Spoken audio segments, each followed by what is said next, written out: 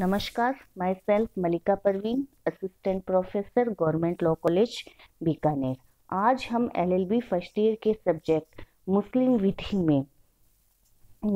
में सोर्सेज क्या होते हैं या स्रोत, मुस्लिम विधि के मुख्य स्रोत क्या होते हैं। पिछले वीडियो में हमने मुस्लिम विधि का मुख्य स्रोत या प्राचीन या जो मेन सोर्स होता है वो क्या था। सबसे पहले हमने क्या पढ़ा था?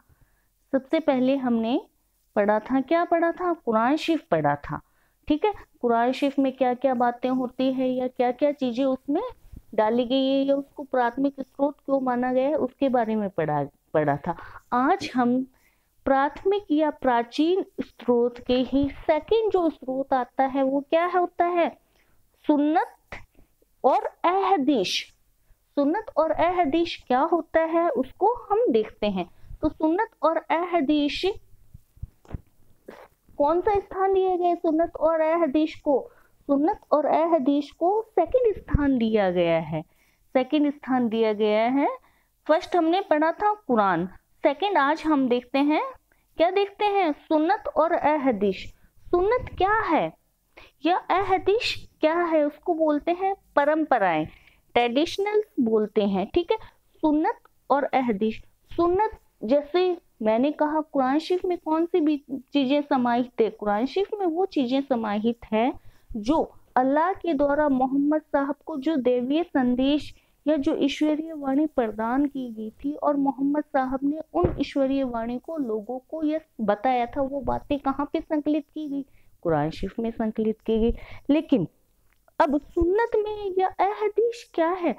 तो सुन्नत क्या है? मोहम्मद साहब ने जो कुछ कहा अपने जीवन काल में या जो कुछ किया या जिसके बारे में मौन रहकर समर्थन किया या चुप रहकर समर्थन किया, वो क्या कहलाई? वो सुन्नत और अहदीस कहलाई। यानी मोहम्मद साहब की परंपराएं कहलाई कि मोहम्मद साहब इस चीज में ऐसा करते थे, मोहम्मद साहब इस चीज में ऐसा करते थे या ऐसा कहते थे या करते थे। ये मोहम्मद साहब के द्वारा जो कुछ कहा गया, जो कुछ किया गया या जैसा आचरण किया गया, वो सब क्या कहलाई? सुन्नत और अहदीस कहलाई। यानी वो मोहम्मद साहब द्वारा की गई कार्य वो परंपराएं बन गई, रीति रिवाज बन गए, ट्रेडिशनल्स बन गए और ये मुख्य मुस्लिम विधि का मुख्य स्रोत माने गए। अर्थात यानी मोहम्मद पैगंबर साहब ने जो कुछ अपने जीवन काल में कहा, किया या समर्थन किया, वे परंपराएं बन गई और उन्हीं को सुन्नत और अहदीस कहते हैं। परंतु इन्हें भी यानी सुन्नत और अहदीस को भी मोहम्मद साहब के जीवन काल में लिपिबद्ध या उसको संग्रहित या उसको रिटन में नहीं किया गया था, बल्कि उनके मृत्यु के बाद में उनके शाहगिर्दों ने यानी उनके साथियों ने उसको लिपिबद्ध किया, जो उनकी याद में ताजा रही बातें। यानी जो मोहम्मद साहब कहते थे, करते थे या जैसा आचरण करते थे, वो सब क्या है? वो सब उनके साथियों द्वारा लिख ली गई, यानी बाद में लिखी गई, लेकिन मोहम्मद साहब के जीवन काल में नहीं लिखी गई थी ये सब चीजें। ठीक है, तो इसके सुरक्षित मोहम्मद साहब के साथियों ने लिखा। इसलिए हदीस को जितने अधिक व्यक्तियों का समर्थन प्राप्त होता है वह उतनी ही आधिकारिक रूप से मानी जाती है। ठीक है, यानी सुन्नत जो जिस परंपरा को बहुत ज्यादा लोगों द्वारा समर्थन प्राप्त होता है वो क्या मानी जाती? आधिकारिक, मतलब उसको अधिक वेटेज दिया जाता है, आधिकारिक मानी जाती। कुरान शरीफ कहती है, कुरान शरीफ में कहा गया है सुन्नत और हदीस को मानने के लिए क्या कहती है कुरान शरीफ? कुरान शरीफ कहती है जो कुछ पैगंबर देता है उसे स्वीकार करो और जिसके लिए वह मना करता है तुम इससे बचो। ठीक है, तो ये कहाँ पे कहा गया? ये कुरान शरीफ के 7वें पारे के 49 आयत में कहा गया है कि जो कुछ मोहम्मद साहब ने दिया है तुम्हें वो सब स्वीकार करो और जिसके लिए मोहम्मद साहब ने तुम्हें मना कर दिया वो उसका तुम त्याग करो या उससे तुम बचो। ठीक है, पैगंबर साहब ने भी एक बार अपने साथियों से या अपने शागिर्दों अनुयायियों से कहा था कि जब तक तुम मेरे द्वारा छोड़ी गई दो चीजों का अनुकरण करते रहोगे तब तक तुम भटकोगे नहीं। पहली बात क्या है? अल्लाह की किताब यानी कुरान शरीफ और संदेश वाहक की सुन्ना यानी मोहम्मद साहब द्वारा दी गई शिक्षाएं। सुन्नत ए हदीस यानी मोहम्मद साहब ने अपने शागिर्दों को कहा कि आप अल्लाह की किताब यानी कुरान शरीफ को फॉलो करो और मोहम्मद साहब के द्वारा जो दैवीय संदेश दिए गए हैं या जो वाणियां आपको प्रकट की गई हैं उनका आप फॉलो करो। तो मैंने इसमें दो शब्द लिखे हैं, सुन्नत और ए हदीस।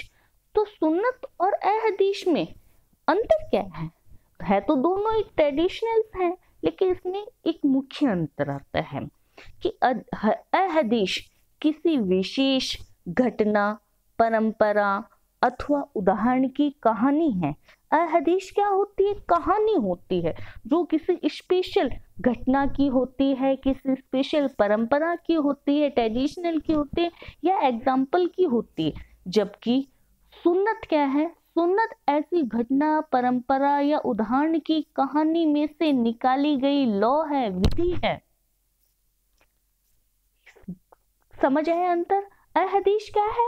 हदीस एक घटना है, कहानी है या विशेष किस्सा कहानी है जो किसी स्पेशल घटना पे आधारित हो सकती है, स्पेशल परंपरा पे या कोई स्पेशल उदाहरण पर आधारित हो सकती है।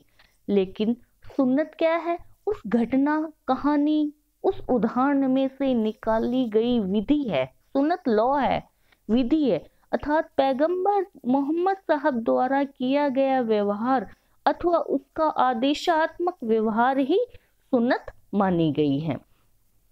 ठीक है, तो अब नेक्स्ट हम देखते हैं कि सुन्नत को कितने भागों में बांटा जा सकता है। सुन्नत को 3 भागों में बांटा जा सकता है। फर्स्ट आता है सुन्नतुल फैल। सुन्नत उल फैल शब्द ध्यान से सुने, सुन्नत उल फैल अर्थात ऐसी परंपराएं जो मोहम्मद साहब ने जो कुछ स्वयं आचरण किया था, जो कुछ आचरण मोहम्मद साहब के द्वारा, फैल मतलब जो कुछ किया गया था उनके द्वारा। सुन्नतुल फैल परंपराओं को या सुन्नत को 3 भागों में बांटा गया। फर्स्ट कौन सा है? सुन्नतुल फैल। सुन्नतुल फैल यानी ऐसी सुन्नत या ऐसी परंपराएं जो मोहम्मद साहब द्वारा स्वयं ऐसी आचरण किया गया था। और सेकंड आती है सुन्नत उल कौल। सुन्नत उल कौल यानी ऐसी परंपराएं जिसका मोहम्मद साहब ने कहा था, मोहम्मद साहब ने निर्देश दिया था या जो कुछ कहा था कि भाई आपको ऐसा करना चाहिए, वैसा करना चाहिए, कहा गया था उनके द्वारा, सुन्नतुल कौल। और थर्ड सुन्नत कौन सी आती? सुन्नत उल तकरीर। सुन्नत उल तकरीर यानी ऐसी परंपराएं जिनकी जो कुछ मोहम्मद साहब की उपस्थिति में बिना उनकी नापसंदगी के किया गया, यानी जो उनके सामने हो रही है लेकिन उन्होंने उसे डिनाई या मना नहीं किया, वो उसके बारे में मौन रहे। ठीक है, जिनका उन्होंने चुप रहकर समर्थन किया, वो परंपराएं होती है तीसरी। तो कौन कौन सी हो गई?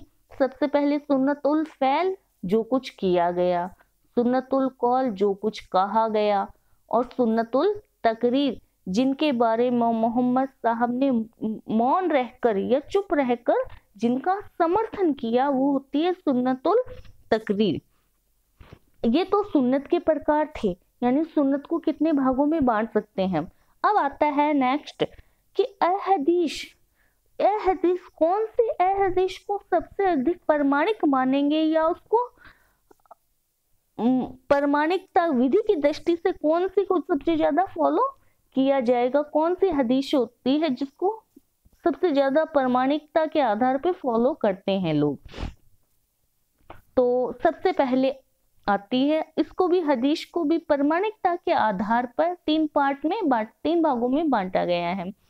सबसे पहले आता है अहदीश ए मुतवारा, अहदीश ए मुतवारा ऐसी परंपराएं जिनको सार्वजनिक एवं सर्वव्यापक ख्याति प्राप्त हो और जो पूर्ण रूप से आधिकारिक रूप से या पूर्ण रूप से मानी जाती है, यानी सब लोग ऐसी परंपरा को जानते हैं। सार्वजनिक है कि एक मुसलमान को क्या है, परंपरा है कि रोजे रखनी चाहिए, नमाज पढ़नी चाहिए, हज करने जाना चाहिए, उम्र में एक बार, लाइफ टाइम में एक बार हज करने जा, ये क्या है, परंपरा ही तो है कि ये सार्वजनिक परंपरा है, सर्वव्यापक है, सब इसको ख्याति प्राप्त है। ऐसा कोई भी मुसलमान नहीं है कि वो ये नहीं जानता है कि उसको दिन में 5 बार नमाज नहीं पढ़नी चाहिए। तो ये होती अहदीश ए मुतवारा। सेकंड हदीश क्या आती है, अहदीश ए मशहूरा, मशहूरा ऐसी अहदीश या ऐसी परंपराएं जो अधिकांश लोगों की जानकारी में हो लेकिन सर्वव्यापक नहीं हो। कुछ परंपराएं ऐसी भी होती है जो सबको पता हो सकती है लेकिन सर्वव्यापक हो, हर एक को पता हो, ये जरूरी नहीं है। एंड थर्ड आती है अहदीश ए वाहिद, अहदीश ए वाहिद ऐसी परंपराएं जिनको बहुत ही कम लोग यानी कुछ एक व्यक्तियों के नॉलेज में होती कि ऐसी भी परंपराएं होती हैं। ठीक है, नेक्स्ट आता है कि सुन्नत और अहदीश की व्याख्या कैसे की जाती है, इंटरप्रिटेशन ऑफ सुन्नत एंड अहदीश। जब सुन्नत के किसी भाग के नियम की कोई महत्वपूर्ण न्याय नहीं हो पाता है, ठीक है, एज इट इज मतलब क्या करता है, मान लो सुन्नत या हदीस ऐसी है जिसका इंटरप्रिटेशन करना है और उसके शाब्दिक इंटरप्रिटेशन से किसी पक्षकार के साथ में न्याय जस्टिस नहीं हो पाता है, तो वहां पर उसकी अक्षरशः यानी एज इट इज व्याख्या करनी या उसका इंटरप्रिटेशन करना आवश्यक नहीं है। उसका फिर क्या है, बेनिफिशियल या गोल्डन इंटरप्रिटेशन किया जा सकता है, यानी उसकी जो निर्वचन या जो व्याख्या की जाती है उसमें चेंजेस किया जा सकता है। ये किसमें कहा गया था, ये बकर अली बनाम अंजुमन बानो, बकर अली बनाम अंजुमन बानो में ये बात कही गई थी। ठीक है, नेक्स्ट देखते हैं हम कि भाई इज्मा क्या होता है, वो नेक्स्ट वीडियो में देखेंगे हम। Thank you so much.